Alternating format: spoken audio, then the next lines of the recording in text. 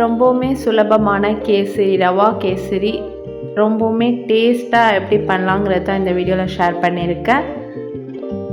அதுக்கு முன்னாடி என் சேனலை ஃபர்ஸ்ட் டைம் பார்க்குறீங்கன்னா மறக்காமல் சப்ஸ்கிரைப் பட்டனை தட்டி விட்டுக்கோங்க. பக்கத்தில் இருக்க பெல் ஐக்கானை தட்டி விட்டுக்கோங்க. வாங்க வீடியோக்குள்ளே போகலாம். ஹாய் ஃப்ரெண்ட்ஸ், அஸ்ஸலாமு அலைக்கும். Welcome to our channel.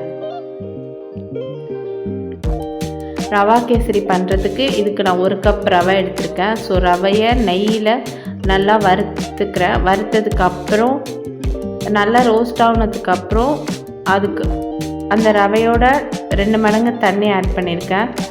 தண்ணி ஊற்றி நல்லா கிண்ணதுக்கப்புறம் 1 கப் ரவைக்கு 1 கப் ஜீனி எடுத்திருக்கேன். ஸோ ஜீனி நல்லா சாப்பிடுவீங்கன்னா கொஞ்சம் எக்ஸ்ட்ரா ஆட் பண்ணிக்கோங்க. ஸோ அவ்வளவுதான். சூப்பரான ரொம்பவுமே டேஸ்டியான கேசரி ரெடி ஆகிடுச்சு. நீங்களும் உங்கள் வீட்டில் ட்ரை பண்ணி பார்த்துட்டு எப்படி இருக்குன்னு கமெண்ட்டில் சொல்லுங்கள்.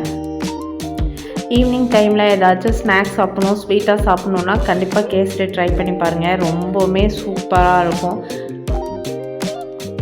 நான் பண்ணியிருக்க மெத்தடில் பண்ணால் அது அதிகமாக திகட்டாது. ஸோ ஃபுல்லாகவே காலி பண்ணிடலாம். அன்றைக்கி ரொம்பவுமே நல்லா இருந்துச்சு. ஸோ இதோட இந்த வீடியோ முடிஞ்சிச்சு. இந்த வீடியோ உங்களுக்கு பிடிச்சிருந்தா லைக் பண்ணுங்கள், ஷேர் பண்ணுங்கள். மறக்காமல் சப்ஸ்கிரைப் பட்டனை தட்டி விட்டுக்கோங்க. எப்படி இருந்துச்சுன்னு மறக்காமல் கமெண்ட் பண்ணுங்கள். நெக்ஸ்ட் வீடியோவில் பார்ப்போம். தேங்க்யூ.